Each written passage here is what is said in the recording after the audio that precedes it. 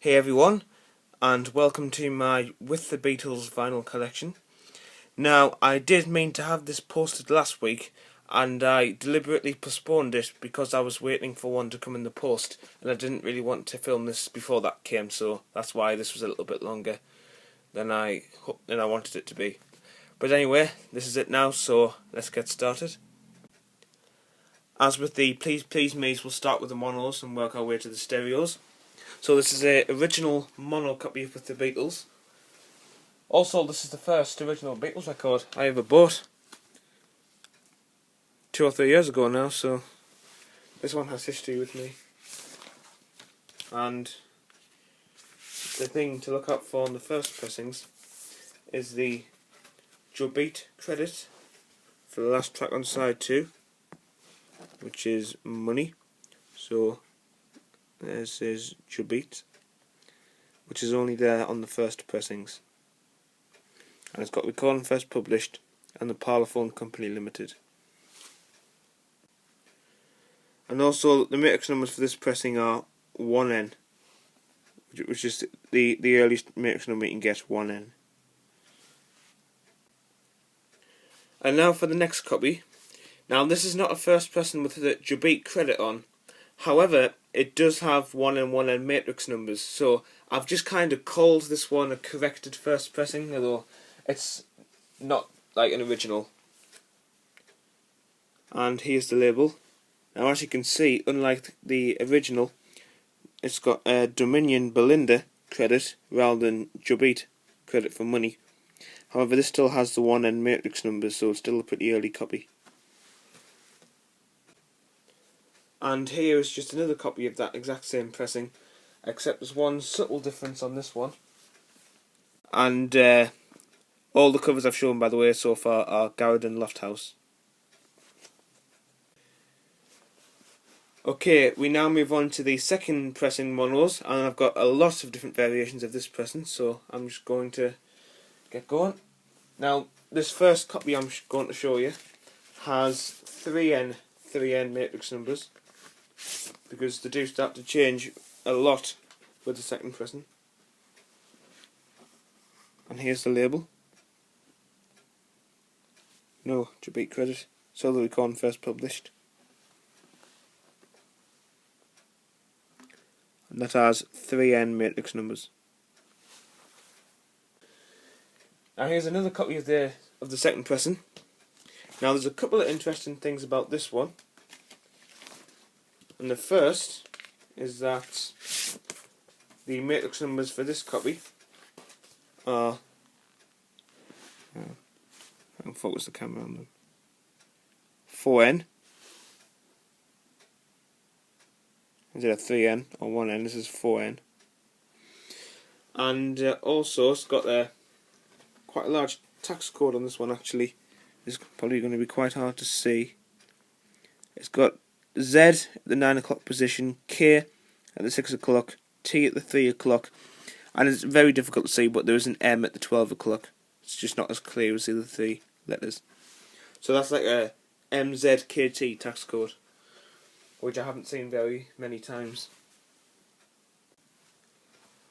The thing with the second pressing is that you can get matrix numbers with 3, 4, 5, 6 and 7N. For some reason you can't get 2N. Well, I've never heard of 2N matrix numbers on With the Beatles, but they started working their way up in the matrix numbers, and it's taken me a long time to get a copy with 4N for some reason, and I'm really not sure why. But that's the copy that I had coming in the post, which is why obviously this video wasn't filmed last week. Anyway, this is another copy of the second pressing. Now as you can see, the cover on this one is really like beat up. It's in really bad condition. I'll show you the back, how to take the record out. Yeah, very, very yellow. It's had tape repair, rips, bits come off. It's been in the walls, this one. And here is the label. A lot of the time with these copies, the condition of the cover reflects the condition of the vinyl. So this one is probably one of the worst copies I've got in terms of playing quality as well. This has got an MKT tax code on, And the matrix numbers for this one, pretty hard to see because of the matrix condition, but this has got 5N matrix numbers on.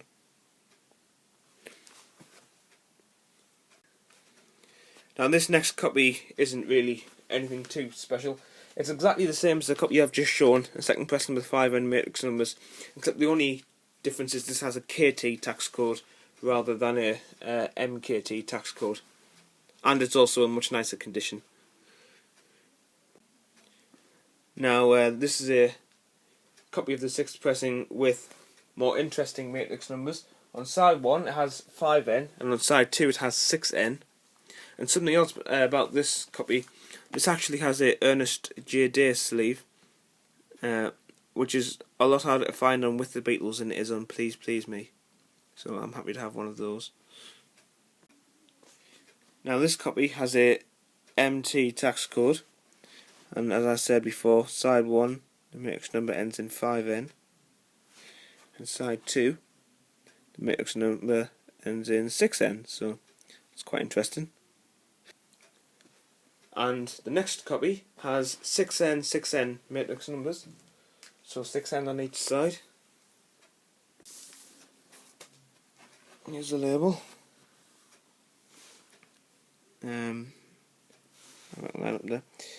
6N on side 2, that's probably quite hard to see, and 6N on side 1.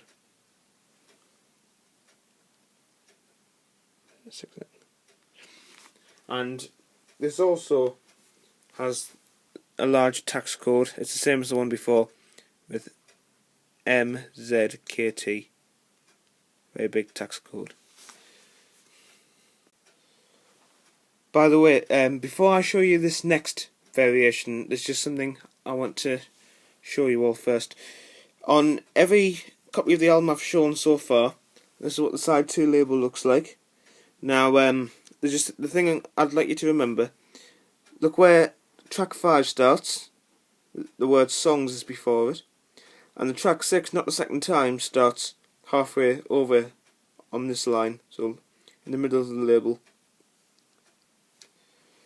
Now this next copy has 7N matrix numbers, and also this is a variation B, which has a different setting out of the label, which I'll show you now. Now you remember where I've just shown you where tracks 5 and 6 were on all the previous labels.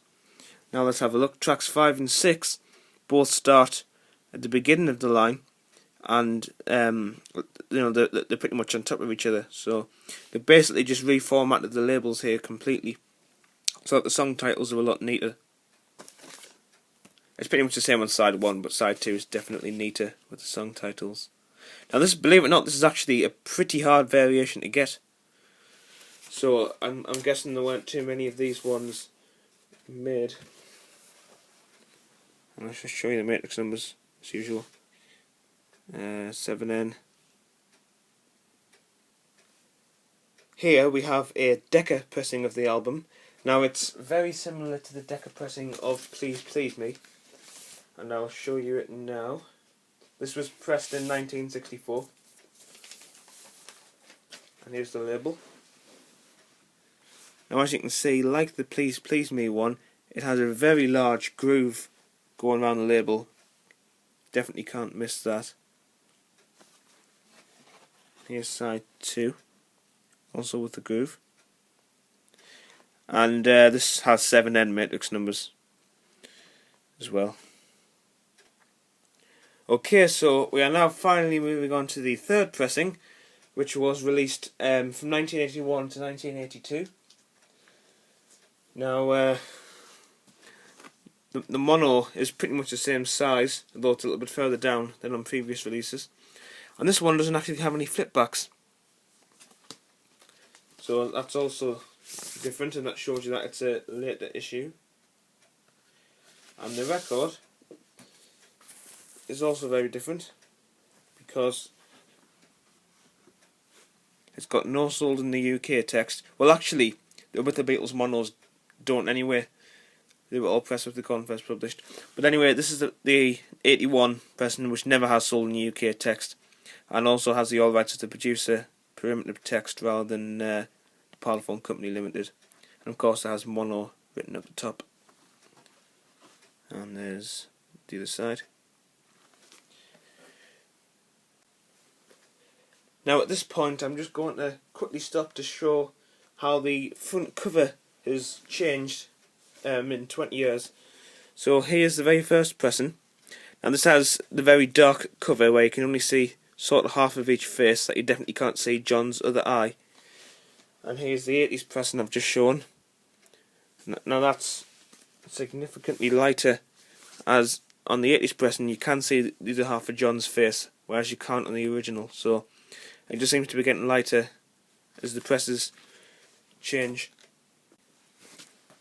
Here's the fourth pressing mono, which was released from 1987 to 1991. And that's also light cover as well. There's a barcode advertising it for all three formats. No flipbacks, of course. And this is on the 2-box EMI label. Mono. Now, interestingly, the mono 2-box labels are always a lot shinier than the stereo ones, though I think all 2 boxes which were produced sort of late 80s, early 90s were. And this also has 7N matrix numbers, which is interesting because the early 1980s release didn't have N's on the matrix numbers, it was just like 4-4 or something, so interesting. Now you'll notice there is no apple at the bottom of the sleeve, whereas on the next variation of the fourth pressing there is an apple at the bottom of the sleeve. And this is just exactly the same as that one. It's on the same 2-box label and everything. And this is the 2003 Harlem pressing, which, as I mentioned last week, were pressings which were printed in Holland for sale in the UK. Now this is very similar to the other 2 variations. Got the apple on the back, advertising for all 3 formats on the barcode. However, the main difference with this is the label, which has the dish effect or the groove, which is the giveaway that was made in Holland. And it's also like it's not like such a bright silver as on the UK issues, it's a bit more matte. So, and of course I do also have the mono 2014 remastered version of that in the mono box set upstairs, so that's another one. Now onto the stereos. This is a first pressing stereo, again with the really dark cover, and this is on the black and yellow Parlophone label. There it is. I'll take it out the cover. And this has Recording first published, and also the Parlophone Company Limited text, and most importantly the Jabita credit for money, which shows that it is a first pressing. And the matrix numbers are 1N, 1N2, but that's not really going to be much of a thing with the stereos. And here's the stereo second pressing. And of course the only real difference on this is that it's got the Dominion Belinda credit for money rather than the Jabita credit. And the matrix numbers in this one are just 2-2, there's no N's. Now this is another version of the second pressing stereo, but this is a rarer version because it's got a spelling error on one of the tracks. Now the spelling error is on the word Dominion. Now I'll show you how it should be spelt correctly down here. So this here is the correct spelling. Now let's look at how it's spelled on track 3. You really got a hold on me. Down there it's spelt D-O-M-I-O-N. 6 letters rather than 8 letters is down there, so that's quite a rare misspelling. Now this is a third pressing variation B.